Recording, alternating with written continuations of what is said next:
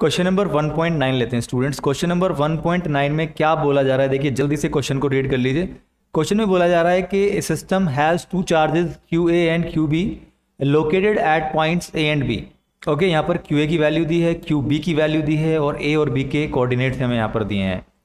What are the total charge and electric dipole moment of the system. यहाँ पर हमें पूछा जा रहा है कि बेटा के टोटल चार्ज कितना होगा सिस्टम पर और उसकी इलेक्ट्रिक डाइपोल मोमेंट क्या होगी। तो आप देख सकते हैं कि Q A and Q B दोनों का मैग्नीट्यूड सेम है लेकिन दोनों की पोलैरिटी डिफरेंट है, एक पॉजिटिव काइंड का एक नेगेटिव काइंड का है, तो एक डाइपोल बना लेगा। अब अगर हम कोऑर्डिनेट सिस्टम में जाएं, देखिए कोऑर्डिनेट सिस्टम में मान लेते हैं कि यहाँ पर ये एक्स एक्सिस है और ये जेड एक्सिस है और ये वाई एक्सिस है। तो यहाँ पर जो ये दोनों पॉइंट चार्जेस हैं, ओके दोनों चार्जेस हैं, इनकी पोजीशन क्या होगी देखिए। तो यहाँ पर आप देखिए बेटा जो क्यू ए है, क्यू ए और क्यू बी है, तो अब इस तरीके से वो लाइन है, देखिए एक पॉजिटिव जेड एक्सिस में और एक नेगेटिव जेड एक्सिस में है, राइट। तो पॉजिटिव जेड एक्सिस में अगर हम कहें तो यहाँ पर कोऑर्डिनेट्स क्या होंगे, यहाँ पर कोऑर्डिनेट्स होंगे 0,0,15 सेंटीमीटर। ओके, हम इसको 15 सेंटीमीटर ही लिख देते हैं, राइट। और यहाँ पर ये पोजीशन किसकी है, ये पोजीशन है देखिए क्यू बी की, और क्यू बी की वैल्यू है -2.5 इंटू 10⁻⁻7 कूलम, राइट। उसी तरह बच्चों यहाँ पर जो दूसरा कोऑर्डिनेट है 0,0 -15 सेंटीमीटर, ओके। और यहाँ पर प्लेस है क्यू ए चार्ज जिसकी वैल्यू है 2.5 इंटू 10⁻⁻7 कूलम, ओके। तो मैग्नीट्यूड दोनों का सेम है लेकिन पोलैरिटी दोनों की डिफरेंट है, तो एक डाइपोल बना रहा है, इलेक्ट्रिक डाइपोल।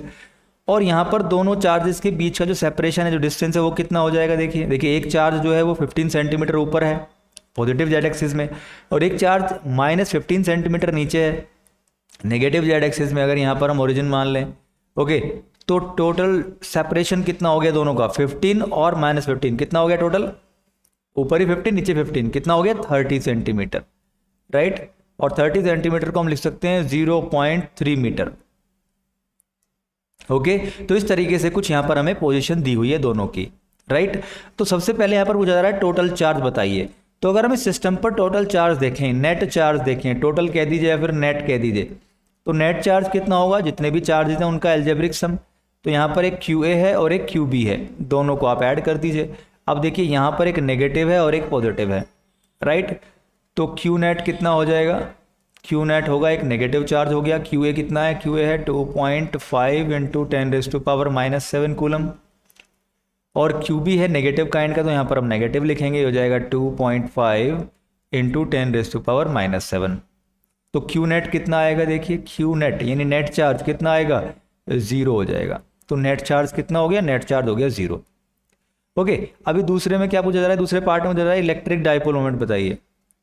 तो इलेक्ट्रिक डाइपोल मोमेंट एक वेक्टर क्वांटिटी होती है और जिसका मैग्नीट्यूड का फॉर्मूला होता है कोई भी एक ईदर चार्ज, यानी इन दोनों में से कोई भी एक चार्ज ले लीजिए, उसका मैग्नीट्यूड इनटू उन दोनों चार्जेस के बीच का सेपरेशन, जिसको हम 2a या फिर 2l से डिनोट करते हैं, ओके। तो q कितना है यहाँ पर, q देख लीजिए आप, दोनों का मैग्नीट्यूड सेम ही है, कितना है 2.5 इंटू 10⁻⁻7, ओके। और डिस्टेंस कितना है 0.3 मीटर। प्रोडक्ट कीजिए आप 2.5 और 0.3 की आप मल्टीप्लाई करेंगे, कितना आएगा 3,515 एंड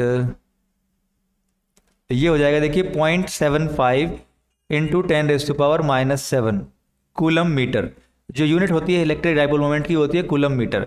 अब अगर इसको हम स्टैंडर्ड फॉर्म में कन्वर्ट करें, 7 के बाद डेसिमल पॉइंट लेकर जाएंगे, 7.5 इसको बनाएंगे, तो यहाँ पर पावर जो होगी 10 की क्या हो जाएगी, -8 हो जाएगी, ओके।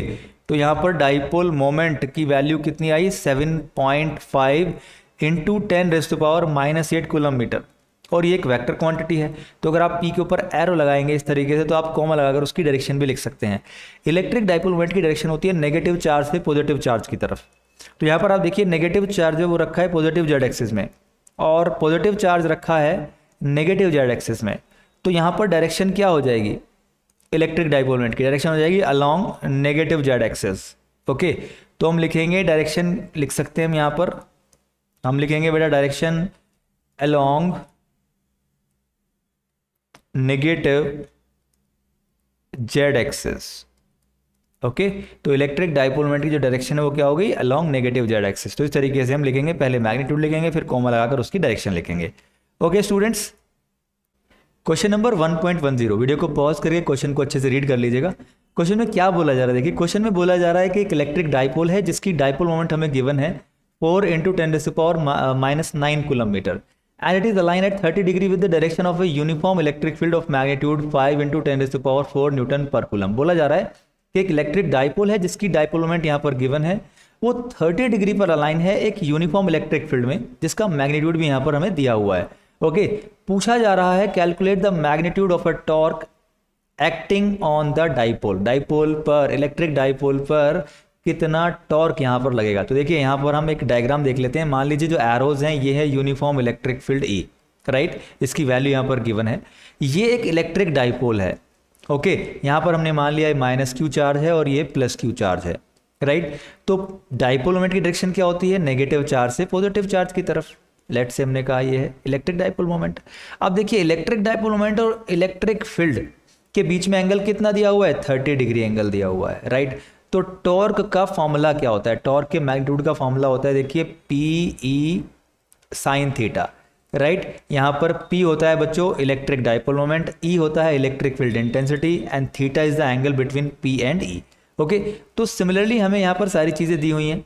इलेक्ट्रिक डाइपोल मोमेंट की वैल्यू दी हुई है 4 × 10⁻⁹ एंड इलेक्ट्रिक फील्ड की वैल्यू दी हुई है 5 × 10⁴ और साइन थीटा मतलब साइन 30 डिग्री, राइट। ओके बच्चों, तो 4 की मल्टीप्लाई 5 से करेंगे तो ये होगा 4 × 5 यानी 20, 10⁻⁹ और यहाँ पर है 10⁴ तो कितना हो जाएगा 10⁻⁻5। ओके आगे साइन 30 की वैल्यू क्या होती है 1/2। अब 1/2 से 20 को आप कैंसिल कीजिए, कितना आएगा 10। तो नेक्स्ट लाइन में हम लिखेंगे देखिए 10 × 10⁻⁻5, राइट बच्चों। तो ये हो जाएगा 10⁻⁻4। तो टॉर्क कितना आया, टाउ की वैल्यू आई टॉर्क की 10⁻⁻4 न्यूटन मीटर।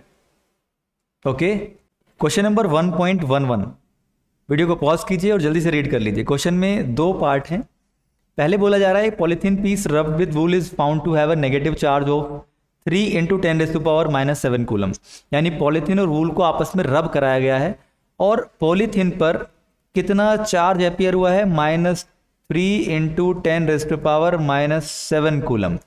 ओके यानी नेगेटिव चार्ज यहाँ पर अपीयर हुआ है जब पॉलीथीन को वूल के साथ रब कराया गया है। देखिए जब भी हम रबिंग कराते हैं तो एक सब्सटेंस से दूसरे सब्सटेंस पर इलेक्ट्रॉन ट्रांसफर कर जाते हैं। ओके तो ट्रांसफर करने से क्या होता है, एक सब्सटेंस पर इलेक्ट्रॉन की डिफिशियंसी हो जाती है और एक पर इलेक्ट्रॉन्स एक्सेस में चले जाते हैं। तो जिस पर इलेक्ट्रॉन्स एक्सेस में चले जाते हैं उस पर नेगेटिव चार्ज अपीयर होता है और जिस पर इलेक्ट्रॉन की डिफिशियंसी हो जाती है उस पर पॉजिटिव चार्ज अपीयर होता है। तो अगर यहाँ पर पॉलीथीन पर नेगेटिव चार्ज अपीयर हुआ है तो इसका मतलब पॉलीथीन पर इलेक्ट्रॉन्स आए हैं। ओके कहाँ से आए हैं, वूल से आए हैं, वूल से इलेक्ट्रॉन्स पॉलीथीन पर गए हैं। ओके क्या गए हैं, इलेक्ट्रॉन्स गए हैं। तो यहाँ पर पूछा जा रहा है फर्स्ट पार्ट में estimate the number of electrons transferred from which to which. तो इलेक्ट्रॉन्स ट्रांसफर्ड हुए हैं वूल से पॉलीथीन पर। पहले तो आप ये बात नोट कर लीजिए, बोला जा रहा है ना फ्रॉम विच टू विच, तो वूल से गए हैं पॉलीथीन पर। क्यों, क्योंकि पॉलीथीन पर नेगेटिव चार्ज अपीयर हुआ है। देखिए पॉलीथीन पर नेगेटिव चार्ज अपीयर हुआ है, इसका मतलब वूल से पॉलीथीन पर इलेक्ट्रॉन्स गए हैं। तो देखिए इलेक्ट्रॉन्स के जाने से कितना चार्ज अपीयर हुआ, -3 × 10⁻⁷ कूलम। तो हमें बताना है कितने इलेक्ट्रॉन्स ट्रांसफर्ड हुए। तो हमने मान लिया कि n इलेक्ट्रॉन्स गए। कितने इलेक्ट्रॉन्स गए, n इलेक्ट्रॉन्स गए और एक इलेक्ट्रॉन पर चार्ज होता है -e।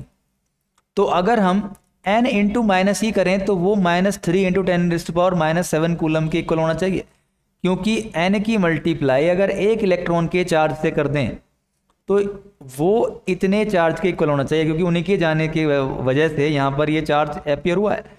तो यहाँ पर क्वांटाइजेशन ऑफ इलेक्ट्रिक चार्ज पर ये बेस्ड है। तो यहाँ पर हमने मान लिया कि let n electrons transferred from wool to polythene and -e is the charge on 1 electron, एक इलेक्ट्रॉन पर कितना चार्ज होता है students, minus e, negative e, यानी ई की वैल्यू होती है 1.6 इंटू 10⁻⁻19 कूलम।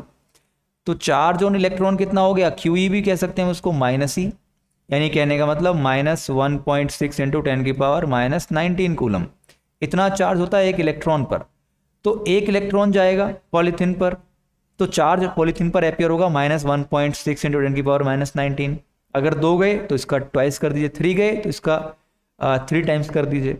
तो ऐसे n इलेक्ट्रॉन्स गए होंगे और उनके जाने से यहाँ पर चार्ज अपियर हुआ -3 इंटू 10⁻⁻7 कूलम। तो हम यहाँ पर बोल सकते हैं ना कि हमें पता है Q इक्वल्स टू एन ही होता है। तो यहाँ पर चार्ज कितना अपियर हुआ पॉलीथीन पर, चार्ज अपियर हुआ -3 इंटू 10⁻⁻7 कूलम। और कितने इलेक्ट्रॉन्स गए, हमने मान लिया n इलेक्ट्रॉन्स गए। एक इलेक्ट्रॉन पर कितना चार्ज होता है, -1.6 इंटू 10⁻⁻19 कूलम। यहाँ पर नेगेटिव से नेगेटिव कैंसिल हो जाएगा।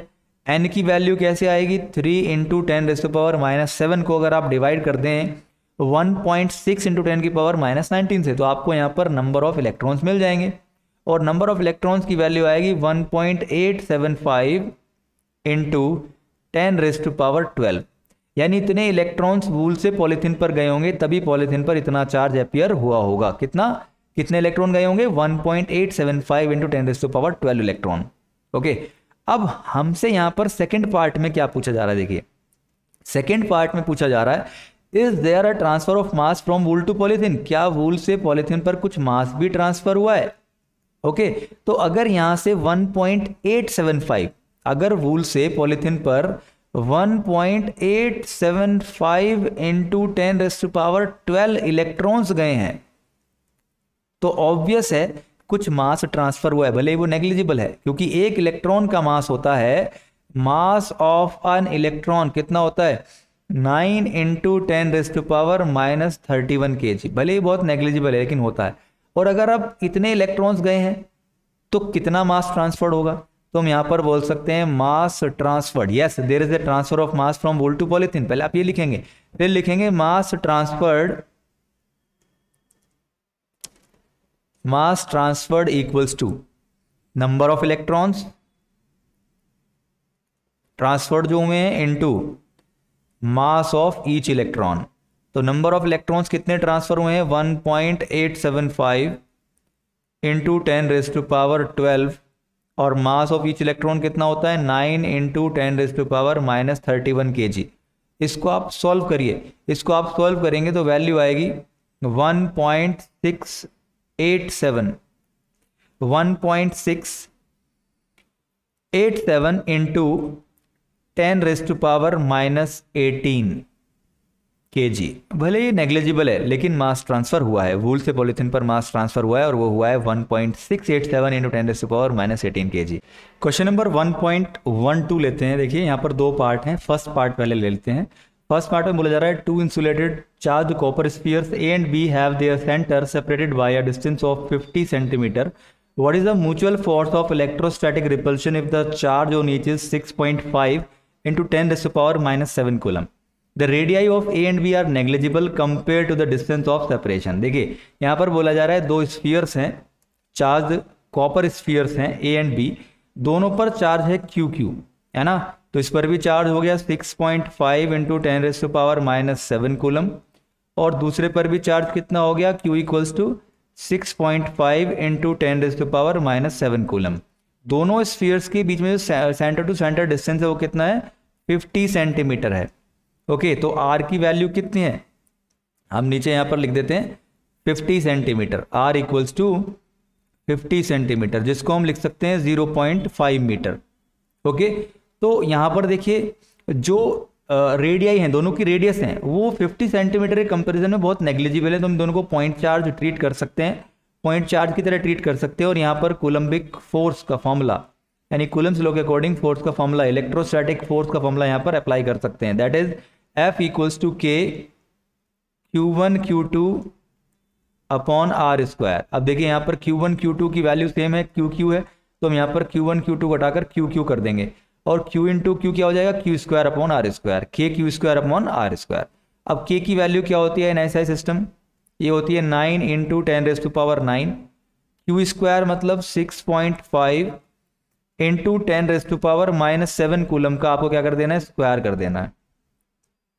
ओके, आर कितना दिया हुआ है, आर है 0.5, तो इसका भी आप स्क्वायर कर देंगे फॉर्मूले के अकॉर्डिंग। तो यहां पर आपको जो फोर्स मिलेगा दोनों स्फीयर्स के बीच में, इलेक्ट्रोस्टैटिक रिपल्शन कितना मिलेगा, देखिए 1.521 इंटू 10⁻⁻2 न्यूटन। आप इसको सॉल्व कीजिए, ये आंसर आएगा। यानी दोनों स्फीयर एक दूसरे पर जो रिपल्सिव फोर्स लगाए वो कितना होगा, 1.521 इंटू 10⁻⁻2 न्यूटन। सेकेंड पार्ट में देखिए क्या बोला जा रहा है। सेकेंड पार्ट में बोला जा रहा है कि अगर दोनों पर जो पहले चार्ज था QQ, उसको अगर हम 2Q कर दें, यानी दुगना कर दें, और जो सेपरेशन था R, अगर हम उसको हाफ कर दें, R/2 कर दें, तो अब नया फोर्स कितना होगा। ओके, तो अब यहाँ पर new electrostatic force of repulsion क्या होगा। तो हम मान लेते हैं पहले जो फोर्स आया था F हमारा कितना था इनिशियली, जब चार्ज Q था और सेपरेशन R था, तो आया था 1.521 इंटू 10⁻⁻2 न्यूटन। अब मान लेते हैं, अब ये चेंजेस करने के बाद फोर्स होगा F'। तो F' क्या हो जाएगा, F' होगा K 2Q into 2Q upon R/2 का होल स्क्वायर। ओके स्टूडेंट्स, ये हो जाएगा K और 2 इंटू 2 कितना होगा, 4 होगा। तो हम लिख सकते हैं 4KQ स्क्वायर अपॉन R²/4, क्योंकि यहां पर भी देखिए 2 का स्क्वायर होगा, R का स्क्वायर होगा। अब ये 4 न्यूमरेटर में जाएगा, तो F' जो होगा न्यू फोर्स क्या होगा, देखिए 4 इंटू 4 यानी 16KQ स्क्वायर अपॉन R²। अभी आप ध्यान से देखिए KQ स्क्वायर अपॉन R², अभी हमने सॉल्व किया था, कितना आया था 1.521 इंटू 10⁻⁻2 न्यूटन। ओके, तो इसका मतलब क्या हुआ, इसका मतलब जो न्यू फोर्स है वो प्रीवियस फोर्स का, इनिशियल फोर्स का 16 टाइम्स होगा। कितना होगा, 16 टाइम्स। और इनिशियल फोर्स कितना था 1.521 इंटू 10⁻⁻2 न्यूटन, उसकी मल्टीप्लाई हमें 16 से कर देनी है। 1.521 की मल्टीप्लाई 1.521 इंटू 10⁻⁻2 की मल्टीप्लाई 16 से कर देनी है, तो ये आएगा 0.24 न्यूटन। तो अब जो इलेक्ट्रोस्टैटिक फोर्स ऑफ रिपल्शन होगा वो कितना होगा, 0.24 न्यूटन। क्वेश्चन नंबर 1.13 लेते हैं, बहुत ही अच्छा क्वेश्चन है। देखिए यहाँ पर बोला जा रहा है सपोज करने के लिए कि मान लीजिए जैसे आपने क्वेश्चन नंबर 12 में देखा, 1.12 में देखा कि दो आइडेंटिकल साइज के बिल्कुल आइडेंटिकल स्फीयर्स हैं जिन पर चार्जेस हैं 6.5 इंटू 10⁻⁷ कूलम और 6.5 इंटू 10⁻⁷ कूलम। दोनों के बीच में डिस्टेंस है 50 सेंटीमीटर। तो बिल्कुल ऐसे ही आपको एज्यूम कर लेना है। बोला जा रहा है कि अगर थर्ड अनचार्ज स्फीयर C हम मान लें, पहले हम उसको A से कांटेक्ट कराते हैं, A के साथ टच कराते हैं, फिर हटा लेते हैं, फिर हम उसको B के साथ कांटेक्ट में ले जाते हैं, फिर हटा लेते हैं। तो C को फिर हटा दीजिए और बताइए A और B के बीच में अब कितना फोर्स लग रहा है।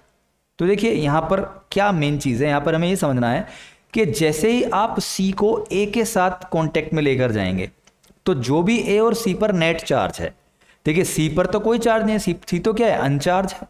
C पर अभी चार्ज कितना है, C पर अभी चार्ज है 0। ओके, तो जैसे ही आप C को A के साथ टच कराएंगे तो जो दोनों पर चार्ज है, यहाँ पर है 6.5 इंटू 10⁻⁷ और यहाँ पर है 0, इन दोनों को ऐड करके इसका हाफ कर दीजिए, यानी दोनों पर आधा आधा चार्ज हो जाएगा। तो कितना आएगा, बेसिकली हो जाएगा 6.5 इंटू 10⁻⁷ प्लस 0/2। तो जैसे ही आप इसका हाफ करेंगे तो हाफ कितना होगा स्टूडेंट्स, इसका हाफ कितना होगा, हाफ हो जाएगा 3.25 इंटू 10⁻⁷ कूलम। इतना चार्ज दोनों पर आ जाएगा। तो 6.5 इंटू 10⁻⁷ का हाफ दोनों पर आ गया है। अब बोला जा रहा है आप C को B के साथ कांटेक्ट में लेकर जाइए, जैसे कि क्वेश्चन में यहाँ पर दिया गया है। तो हम क्या करते हैं, अनचार्ज स्फीयर C जो जिस पर अब चार्ज आ गया है 3.25 इंटू 10⁻⁷ कूलम, उसको B के साथ कांटेक्ट में लेकर जा रहे हैं, उसको B के साथ कांटेक्ट में लेकर जा रहे हैं। अब देखिए थर्ड चार्ज जो C है वो भी बिल्कुल आइडेंटिकल है A और B की तरह। तो यहाँ पर अब दोनों पर चार्ज आधा आधा हो जाएगा, हाफ हाफ हो जाएगा। तो अभी दोनों पर नेट चार्ज कितना है, इन दोनों को हमें ऐड करना होगा। देखिए ऐड करना होगा, कितना ऐड करेंगे, 6.5 इंटू 10⁻⁷ प्लस 3.25 इंटू 10⁻⁷ कूलम, इन दोनों का हाफ हाफ कर देते हैं।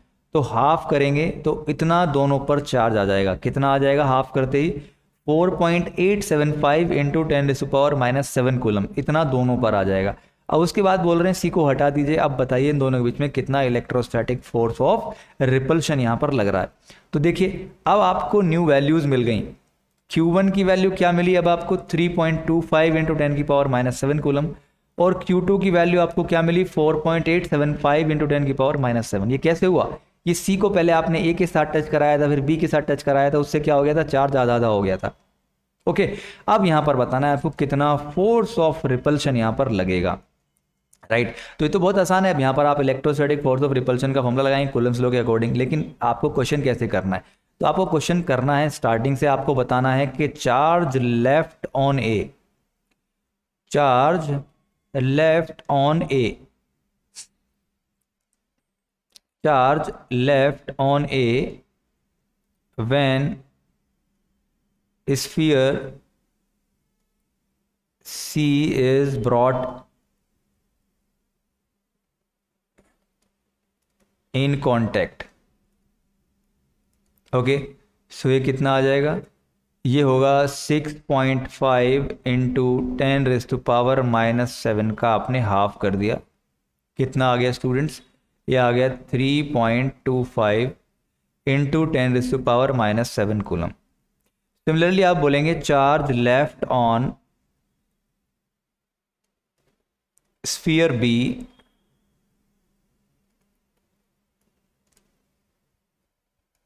when sphere is brought in contact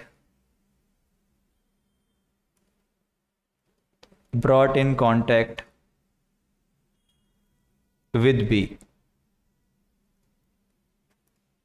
तो ये हो जाएगा, देखिए ये था Q1 और ये हो जाएगा Q2, यानी B पर कितना चार्ज रह गया है अभी। तो देखिए पहले कितना था B पर, पहले था 6.5 इंटू 10⁻⁷, फिर उसमें हमने ऐड किया कितना 3.25 इंटू 10⁻⁷, जितना कि C पर आ गया था जब हमने उसको A के साथ कांटेक्ट में लेकर गए थे। उन दोनों को ऐड किया और हाफ किया, तो अभी वैल्यू कितनी आई 4.875 इंटू 10⁻⁻7 कूलम। ओके, तो आपको पहले बताना होगा कि ए और बी पर अभी कितना चार्ज आ गया है, ओके, जब उसको हमने सी के साथ टच कराया है, राइट। अब इतना चार्ज आ गया है, अब हमें क्या करना है, अब हमें सिंपली यहाँ पर क्या करना है, इलेक्ट्रोस्टैटिक फोर्स ऑफ रिपल्शन का यहाँ पर फॉर्मूला लगाना है।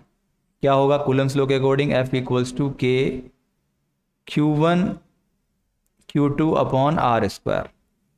देखिए K की वैल्यू होती है 9 इंटू 10⁹, Q1 की वैल्यू है 3.25 इंटू 10⁻⁷, Q2 की वैल्यू है 4.875 इंटू 10⁻⁷ कूलम, एंड R की वैल्यू यहाँ पर देखिए कितनी दी हुई है 0.5 मीटर, 50 सेंटीमीटर दिया हुआ है, तो हम उसको कर लेंगे मीटर में, यानी 0.5 मीटर हो जाएगा, इसका स्क्वायर कर देंगे। ओके, तो वैल्यू कितनी आएगी, सॉल्व कीजिए, वैल्यू कितनी होगी स्टूडेंट्स, F = आप भी सॉल्व कीजिए जल्दी से, कितनी वैल्यू होगी, इसको हम सॉल्व करेंगे तो वैल्यू आएगी 5.7 इंटू 10⁻³ न्यूटन। तो मेन बात हमें यही समझनी थी कि किस तरीके से यहाँ पर ए और बी पर न्यू चार्जेस अपीयर होंगे, और उम्मीद है आप ये समझ गए होंगे। क्वेश्चन नंबर 1.14 देखिए क्या बोला जा रहा है स्टूडेंट्स, बोला जा रहा है the given figure shows tracks of 3 charge particles in a uniform electric field, give the signs of 3 charges, which particle has the highest charge to mass ratio.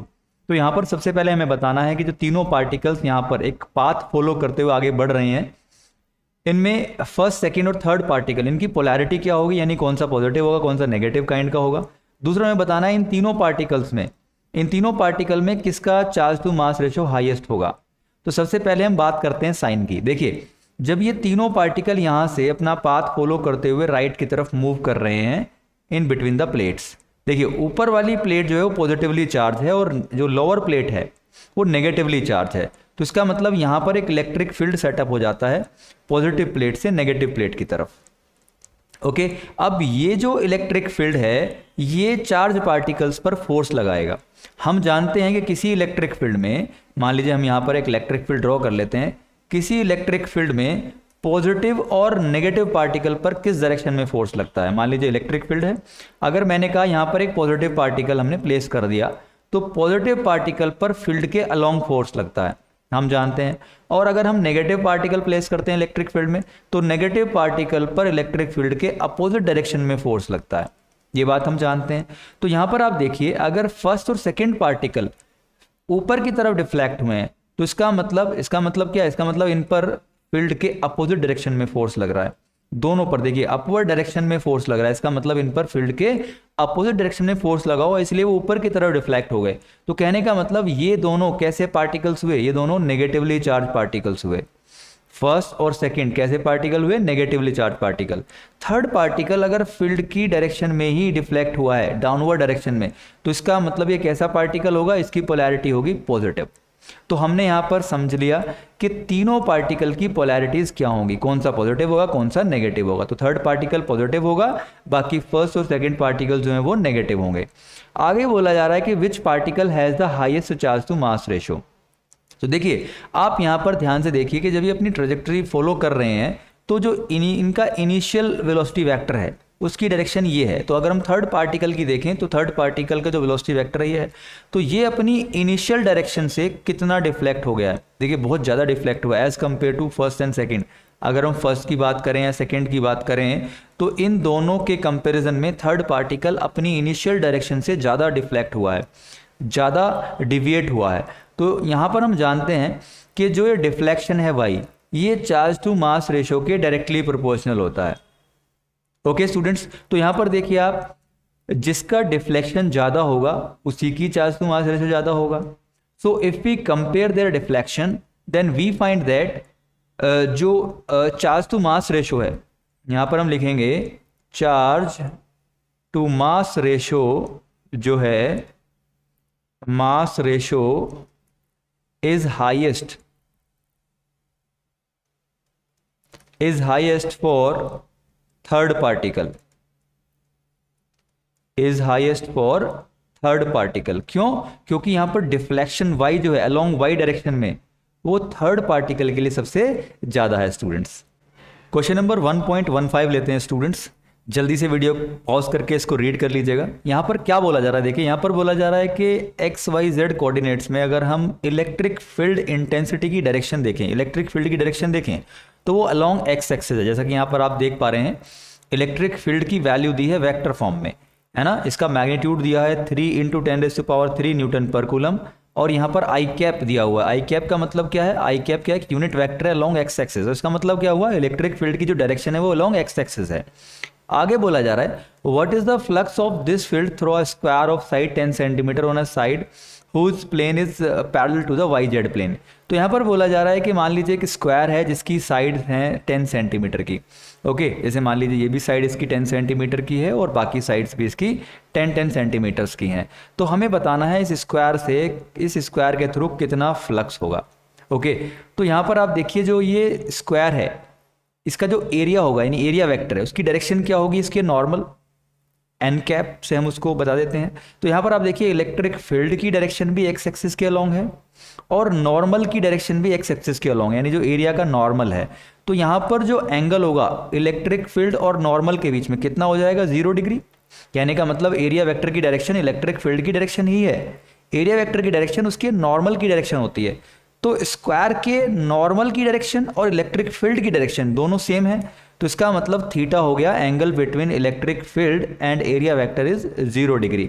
तो हमें पता है फ्लक्स थ्रू द स्क्वायर कितना होगा, electric flux through the square होगा electric field intensity into area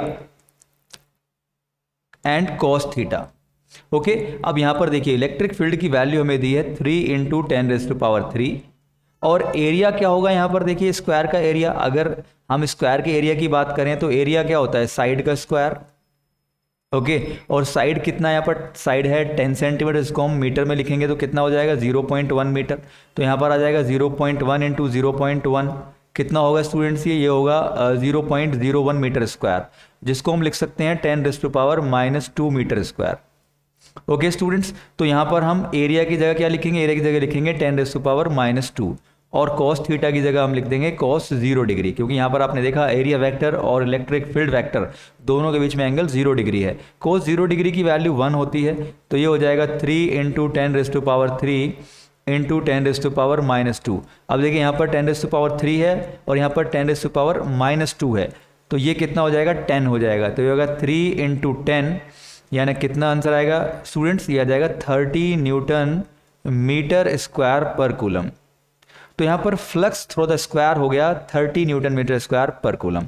second part में क्या बोला जा रहा है, what is the flux through the same square if the normal to its plane makes an angle of 60 degree with the angle 60 degree angle with the X axis.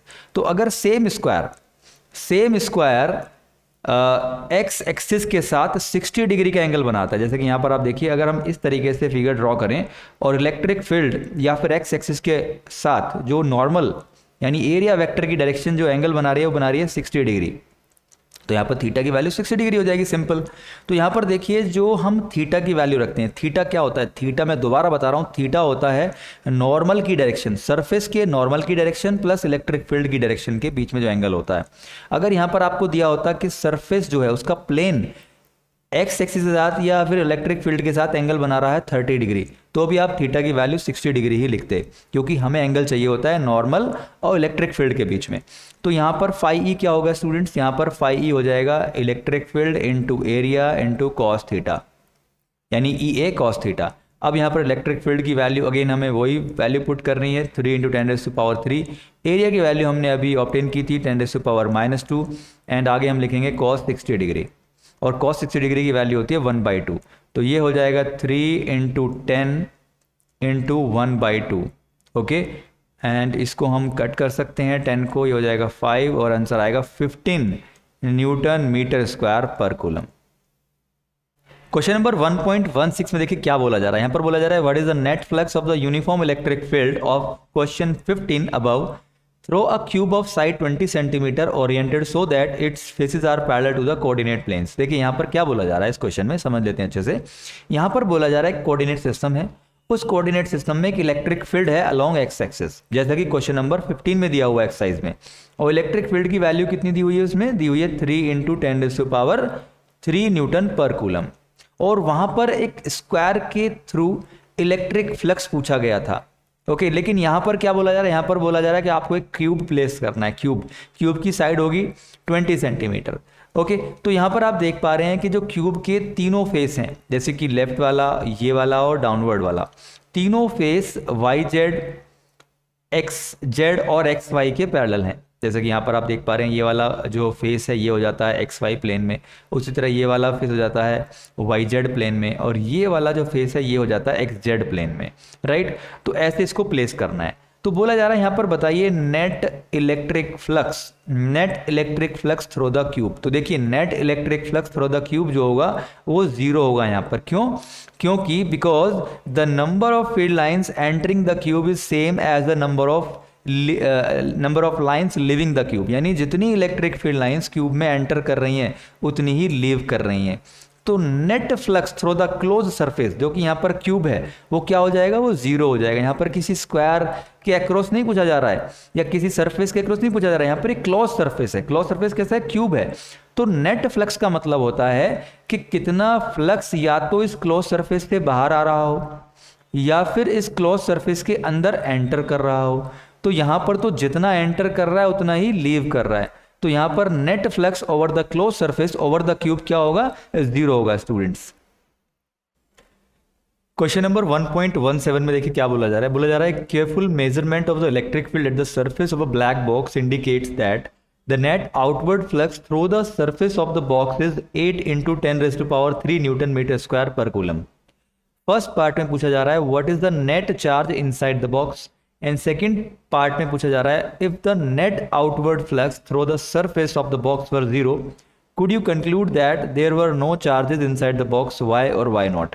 तो देखिए सबसे पहले हम पार्ट 1 समझ लेते हैं। पार्ट 1 में क्या बोला जा रहा है, देखिए यहाँ पर है कि अगर एक बॉक्स हम मान लें यहाँ पर, और हमें यहाँ पर बोला जा रहा है कि जो बॉक्स है उससे जो आउटवर्ड फ्लक्स यहाँ पर है, जो भी फ्लक्स यहाँ पर ओरिजिनेट हो रहा है ना इस बॉक्स से, उसकी वैल्यू हमें यहाँ पर दे रखी है इलेक्ट्रिक फ्लक्स की वैल्यू क्या दी हुई है यहाँ पर देखिए स्टूडेंट्स, वैल्यू दी हुई है 8 × 10⁻³ न्यूटन मीटर स्क्वायर पर कूलम। ओके, और यहाँ पर पूछा जा रहा है फर्स्ट पार्ट में what is the net charge inside the box, right.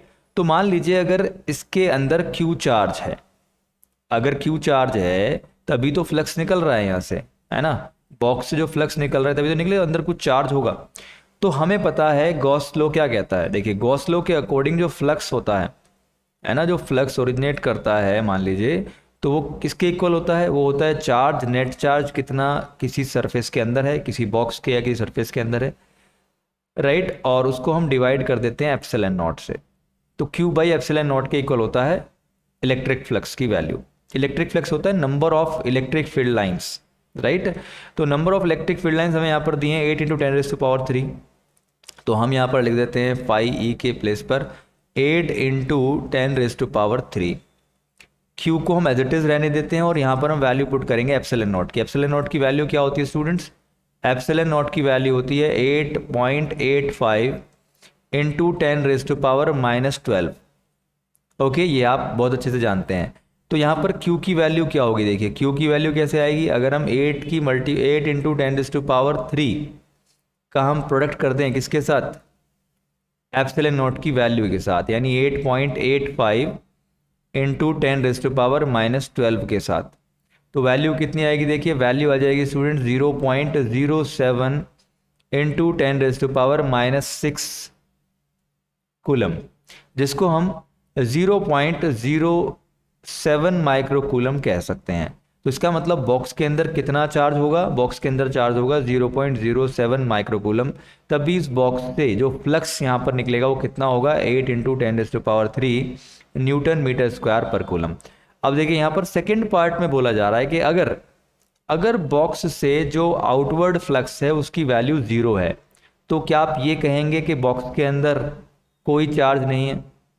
क्या हम ये बोलेंगे कि बॉक्स के अंदर कोई चार्ज नहीं है अगर फाई की वैल्यू 0? हम बोल सकते हैं। देखिए अगर फाई की वैल्यू 0 है इसका मतलब क्या है, एप्सिलॉन नॉट की वैल्यू तो 0 नहीं होती है, इसका मतलब Q की वैल्यू 0 है।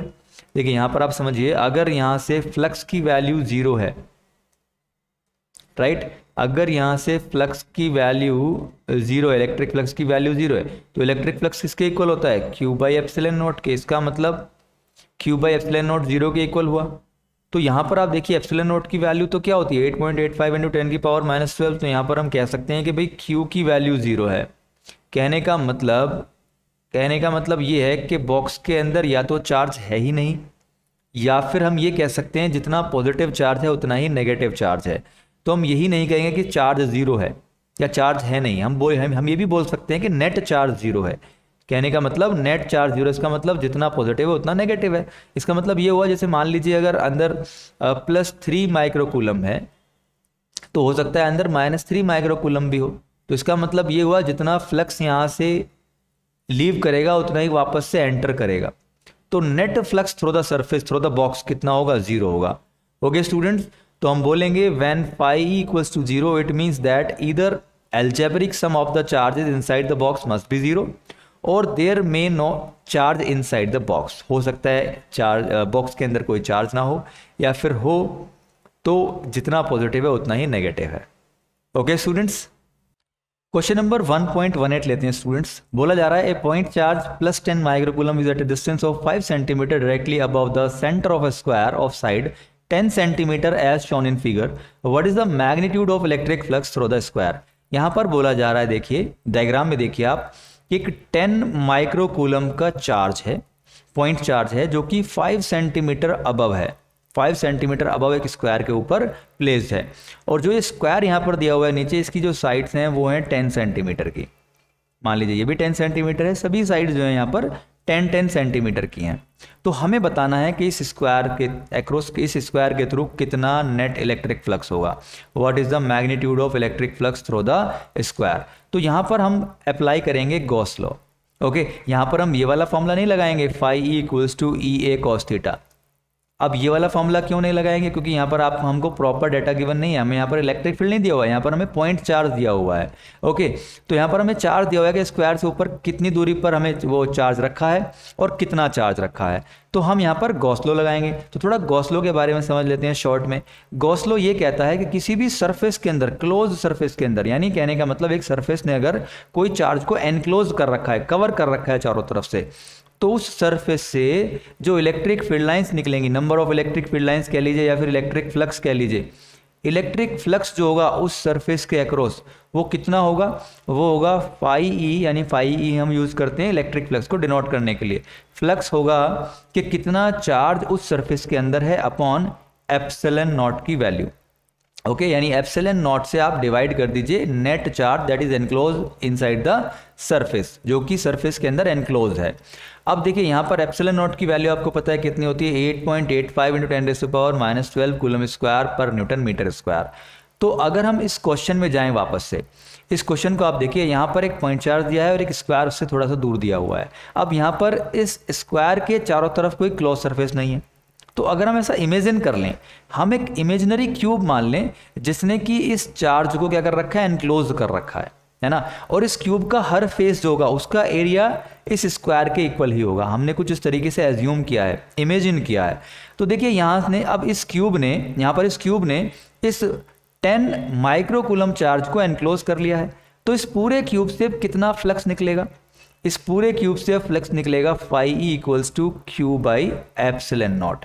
यहाँ पर क्यू की वैल्यू क्या है, क्यू की वैल्यू है 10 माइक्रोकूलम जो हमें यहाँ पर दी है। ओके, तो इस पूरे क्यूब से जो फ्लक्स निकलेगा या इस क्यूब के अक्रॉस कितना जो फ्लक्स होगा वो क्या होगा, क्यू बाई एप्सिलॉन नॉट होगा। तो अगर आप देखें यहाँ पर क्यूब में कितने फेसेस हैं, कितने स्क्वायर हैं, 6 स्क्वायर हैं देखा जाए तो एक स्क्वायर से या फिर एक फेस से कितना फ्लक्स निकलेगा, यहाँ पर टोटल कितने फेसेस हैं, 6 फेसेस हैं। तो अगर हम 1/6 कर दें क्यू बाई एप्सिलॉन नॉट का, तो हमें पता लग जाएगा कि एक स्क्वायर से जो कि इस क्यूब का एक फेस है, तो उससे कितना फ्लक्स निकलेगा, 1/6 क्यू बाई एप्सिलॉन नॉट। और क्यू यहाँ पर दिया हुआ है 10 माइक्रोकूलम, जिसको हम कूलम में कन्वर्ट करेंगे 10⁻⁻6 से मल्टीप्लाई करके। ओके, और एप्सिलॉन नॉट की वैल्यू आपको पता है कितनी होती है, 8.85 × 10⁻12। इसको अगर आप सॉल्व करते हैं तो वैल्यू आएगी 1.88 × 10⁻5 न्यूटन मीटर स्क्वायर पर कूलम। ओके स्टूडेंट्स, तो एक फेस के अक्रॉस कितना, एक फेस के थ्रू कितना फ्लक्स होगा, 1.88 × 10⁻5 न्यूटन मीटर स्क्वायर पर कूलम। तो चलिए मिलते हैं नेक्स्ट वीडियो में नेक्स्ट एक्सरसाइज के साथ, एक्सरसाइज सॉल्यूशंस के साथ। Thanks for watching, stay blessed.